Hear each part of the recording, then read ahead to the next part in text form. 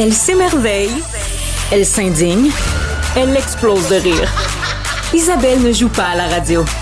Elle la vit avec vous. On parle souvent du problème de rétention personnelle chez les ambulanciers, entre autres. On en a vu au Québec, mais on le voit également à Winnipeg, où il manque tellement d'ambulanciers que ça tombe sur les pompiers ensuite, qui deviennent encore plus dans le feu de l'action, finalement, où il manque de support. Est-ce que le manque de paramédics, est-ce que le manque de gens sur la première ligne est causé par le fait qu'on ne prenne pas soin de la santé mentale? Il y a un rapport qui est tombé l'année passée par l'Université du Québec à Rimouski. Ça fait presque un an maintenant que la Fédération des employés du préhospitalier du Québec a demandé finalement de faire un portrait sur la santé mentale de nos paramédics. Et le rapport a confirmé ce qu'on soupçonnait finalement. Problème de santé mentale majeur par rapport au choc post-traumatique. Il y a 20 des paramédics qui doivent être suivis, qui doivent être supportés par du soutien. Et quand on dit problème de santé mentale, ça va de la dépersonnalisation, donc le manque d'empathie, jusqu'au stress post-traumatique. Ce sont des données qui saisissent. Jérémy Corneau-Landry, qui est VP de la Fédération des employés du préhospitalier du Québec, est avec nous. Merci d'être à l'émission. Allô, Isabelle. Il faut dire que les statistiques concernant la santé mentale des paramédics, là, les chiffres, est-ce que ça vous surprend? Parce que ça fait déjà un an que c'est sorti. J'ai pas l'impression qu'on fait quelque chose avec ça. Effectivement, ces chiffres ne nous surprennent pas. C'est des chiffres qu'on s'attendait de voir.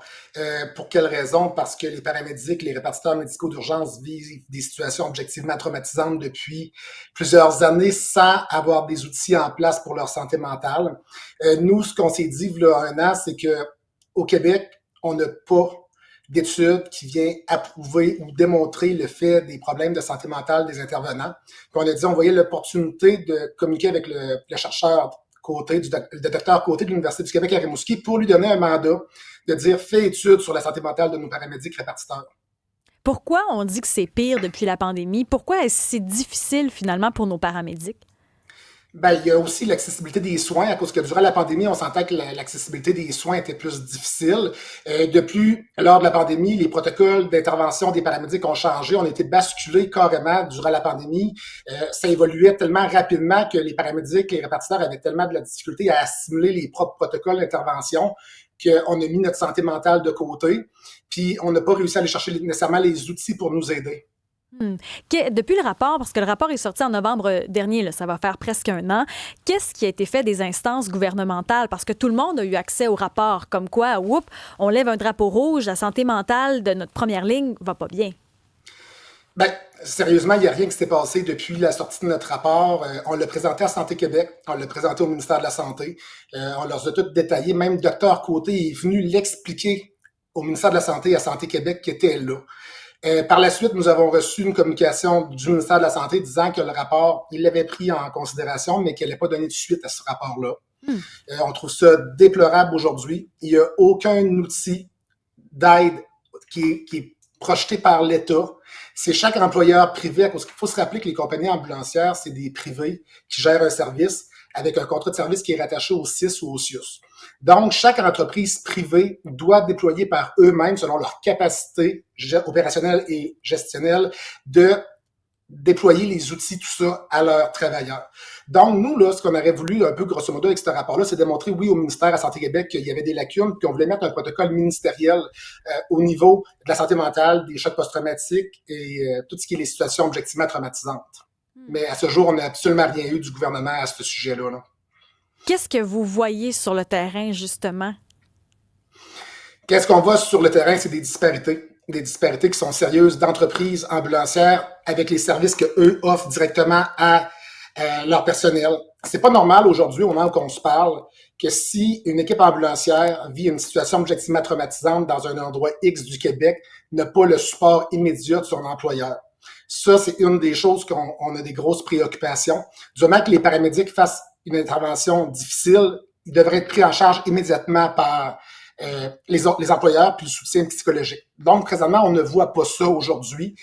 Puis aussi, qu'est-ce que j'ai à rappeler, c'est que dès qu'un paramédic vient voir son médecin pour dire « Hey, mon médecin, je ne file pas bien, je me sens pas bien, j'ai des symptômes », les médecins évaluent le paramédic, puis souvent, le diagnostic qui est établi suivant ça, c'est un choc post-traumatique. Puis, ce qui se passe, c'est que là, la paperasse administrative ouvre, puis le travailleur est reconnu avec une lésion professionnelle. Par la suite, la CNESST, elle va le refuser ou elle va l'accepter. Souvent, on voit face que la CNESST prend pas en considération le diagnostic du médecin et refuse l'admissibilité du travailleur avec une lésion professionnelle qui est le choc post-traumatique, ou dans les cas où la CNESST le reconnaît, l'employeur, automatiquement, dans 100% des cas, va contester la décision de la CNESST qui fait en sorte que le travailleur doit débuter des démarches juridiques avec son syndicat pour pouvoir venir démontrer devant le tribunal administratif du travail qu'il y a choc post-traumatique. Donc, on vient mettre encore une couche de plus sur la santé mentale de nos intervenants, déjà qui sont à bout, ils n'ont plus de ressources, sont épuisés, ils ont la tête à l'extérieur, là. On vient leur dire, regarde, ton boss te conteste ou la CNSST ne te reconnaît pas, mais ton médecin, lui, je t'ai évalué, tu es diagnostiqué, tu as vécu ça, ça, ça. On est automatiquement soit refusé à la CST ou contesté par l'employeur. Pourquoi on est contesté par l'employeur? Parce que ça a un impact sur leur cote au niveau de la CNSST, puis ça va coûter des sous si on est reconnu avec des lésions qui sont professionnelles, dites permanentes ou non permanentes. C'est grave ce que vous dites là. Vous avez des collègues qui ont vécu ça, qui ont un trouble post-traumatique, je veux dire un choc post-traumatique non traité. Là. Ça peut être très, très, très, très, très, très grave. Et vous avez des gens dans votre entourage où le patron a fait non, je ne crois pas le papier du médecin. Pas un patron, l'ensemble des patrons, dès qu'il y a une lésion qui est reconnue par la CNST, va le contester. C'est épouvantable. L'État ne prend pas en charge. Je vais vous donner encore un cas plus concret. J'ai 2 jeunes paramédics qui sortent de l'école. Ils sont neufs, là. Ils n'ont jamais vécu de grosse situation. Ils s'en vont sur un épelle. Le bébé est décédé. C'est un bébé d'une coupelle de mois. Les filles ont figé. Les filles ont dû demander un arrêt de travail. L'employeur ne voulait pas les débarquer de la route. Ils ont dit non, pour te débarquer, il va falloir aller voir ton médecin que tu arrives avec un billet médical pour justifier ton absence. Les filles viennent d'aller chercher un bébé mort d'une coupelle de semaines dans le lit de ses parents. Puis ce que l'employeur va répondre, c'est « Va me chercher un petit billet médical pour motiver ton absence. » Ils ne sont pas pris en charge. On l'a demandé dans nos dernières négociations, on a demandé que lorsqu'il y a un événement objectivement traumatisant, de mettre en un processus clair, mais il n'y en a pas de choses claires là-dedans. C'est toujours un peu sur le feeling, tout ça, puis c'est pas normal que on nous demande d'intervenir dans des situations comme ça, parce qu'au Québec, là, des intervenants de première ligne de même, il n'y en a pas une tonne. Puis, comme tu l'as dit en début d'émission, ça pète d'un bord puis de l'autre, n'importe où dans les provinces. Puis là, au Québec, on le vit aujourd'hui. Puis, c'est épouvantable de voir comment que l'État ne prend pas en charge la santé mentale de nos intervenants. Mais ça, c'est un cri d'alarme que vous envoyez, ce que vous sonnez au fait depuis plusieurs mois, parce que le rapport confirme ce que vous dites. Il y a aussi le fait que vous représentez 5 régions du Québec, donc il n'y a pas uniformité au Québec à travers les paramédics. Il y a ça aussi peut-être qui n'aide pas du tout, là. Mais on représente plus que 5 régions. On a seulement 3 régions administratives qu'on ne dessert pas en tant que paramédic, mais on a 5 centrales de répartition santé au Québec.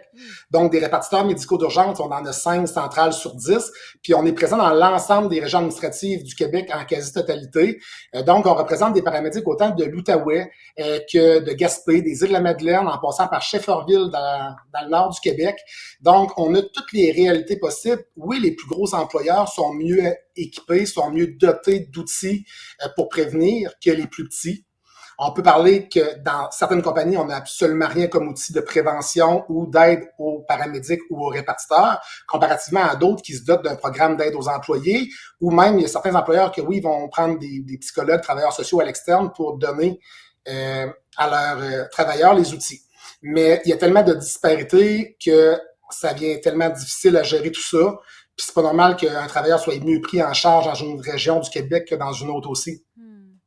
Il y a les services de la vigile, entre autres, auxquels vous pouvez faire affaire. La vigile est spécialisée avec les professionnels qui ont des uniformes. On pense aux pompiers, aux paramédics, aux policiers, par exemple. Donc, la vigile est spécialisée aussi pour vous soutenir, mais c'est à vous, finalement, d'assumer les frais de ça. C'est ce qu'on comprend. Effectivement, la Fédération, ce qu'on a mis en place avec le conseil d'administration de notre assemblée générale, c'est qu'on a dit que ça se peut pas que nos intervenants soient laissés à eux-mêmes. Donc, on a mis en place un budget qui est prévu pour pouvoir donner ce service-là à nos membres. Oui, il y a des employeurs privés qui vont participer à financer la vigile pour donner de l'aide à leurs travailleurs. Des fois, c'est conjoint avec nous, puis des fois, c'est 100% nous qui devons payer la facture pour assumer ça. Pourquoi la vigile? C'est que la vigile, là, c'est les intervenants qui sont là, qui sont spécialisés dans les métiers en uniforme pour venir en aide vraiment à la clientèle en uniforme, en lien avec toutes les dépendances, choc post-traumatique et autres. Ils ont des travailleurs sociaux, des psychologues. Ils ont tous les services adaptés pour nous. Puis c'est ça qui distingue la vigile des autres. La vigile, rappelons-le, c'est un organisme communautaire à Québec. Donc, elle vit avec les subventions, pas les subventions, mais les commandites qu'elle reçoit, les dons, mais elle n'a pas aucune subvention du gouvernement, du ministère pour dire on va donner ce service-là aux paramédics, aux répartiteurs. Donc, la vigile, on les salue. Ils font un travail exemplaire. Même les intervenants de la vigile se déplacent dans les véhicules ambulanciers pour voir la réalité du terrain. Se sont aussi déplacés dans les centrales d'appel. Donc, on a vraiment du bon monde qui sont capables de nous aider.